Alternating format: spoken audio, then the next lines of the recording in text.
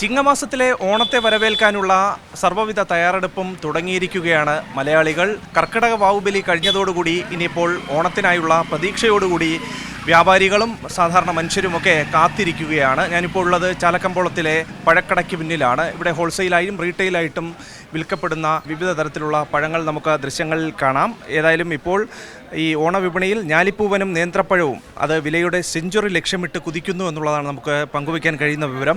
ഞാലിപ്പൂവൻ ഇപ്പം 90 വിലയുണ്ട്. പിന്നെ ഇനിയിപ്പോൾ ഓണടുപ്പിച്ചിന് ഇതിനേക്കാളും വില കൂടും. ഇനി ഏത്തപ്പഴം ഇപ്പോൾ 70 രൂപ വിലയുണ്ട്. അതിന് ഓണടുപ്പിച്ച് ഇനി ഇതിനേക്കാളും വില കൂടും. ബാക്കിയുള്ള ചെറുപ്പഴങ്ങ് വില കുറവുണ്ട്. ഈ 2 ഐറ്റം കൂടുതൽ വില കടന്ന് നിൽക്കുന്നത്. രസതലി നേന്ത്രപ്പഴം ഇത്രയും വില കയറുക. ബാക്കിയുള്ള സാധനം പഴയ വിലകളൊക്കെ തന്നെ. ഓണം ഇനിയും വില കൂടും. ഓണമാകുമ്പോഴിനി കുറച്ച് കാലം കൊണ്ടാണ് ഈ വിലയായത്. ഇല്ലെങ്കിൽ പഴയ മുമ്പത്തെ ഈ വിലയൊന്നുമില്ല. ഇപ്പോൾ ഓണത്തിരക്ക് ഇറങ്ങിയില്ല. വളരെ മോശം തന്നെ മാർക്കറ്റിനകത്ത് ആൾ കയറുന്നില്ല. ഇനി അടുത്ത മാസം തുടങ്ങി ഇങ്ങനെ കാര്യം അറിയാം. ഓണത്തിരക്ക് വന്നില്ല.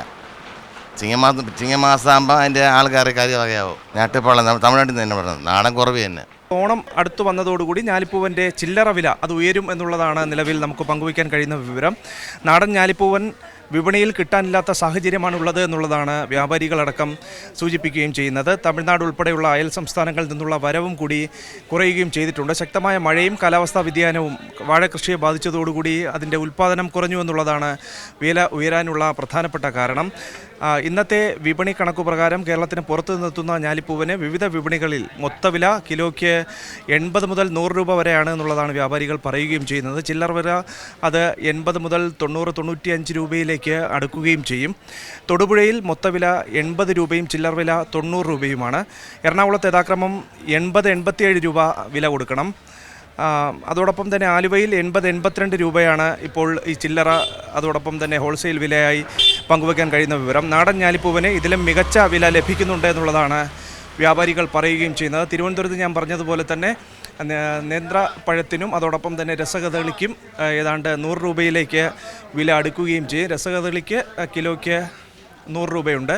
നേന്ത്രപ്പഴത്തിന് 70 മുതൽ 75 രൂപ വരെ ഈടാക്കുന്നുണ്ട് എന്നുള്ളതാണ് വ്യാപാരികൾ വ്യക്തമാക്കുകയും ചെയ്യുന്നത്. കാസർഗോഡ് വിപണിയിൽ നേന്ത്രക്കായ കിലോഗ്രാമിന് 70 മുതൽ 75 രൂപ വരെയാണ് വില ഈടാക്കുകയും ചെയ്യുന്നത്. കഴിഞ്ഞ 10 ദിവസത്തിനിടെ 20 രൂപ കൂടി എന്നുള്ളതാണ് വ്യാപാരികൾ പറയുകയും ചെയ്യുന്നത്. തിരുവനന്തപുരത്ത് നേന്ത്രൻ പച്ചക്കായയ്ക്ക് ഏതാണ്ട് 70 മുതൽ 75 രൂപ വരെ വിലയുണ്ട്. പഴുത്തതിന് 70 മുതൽ 85 രൂപ വരെ വില ഈടാക്കുകയും ചെയ്യുന്നുണ്ട്. നല്ല രീതിയിൽ പരിചരിച്ച നേന്ത്രവാഴയിൽ നിന്ന് ശരാശരി 20 കിലോയോളം തൂക്കമുള്ള കുല ലഭിക്കുന്നു എന്നുള്ളതാണ് പ്രത്യേകത. നിലവിലെ വിലയിൽ ഒരു കുലയ്ക്ക് ഏകദേശം 1200ഓളം രൂപ കർഷകന് ലഭിക്കുകയും ചെയ്യും.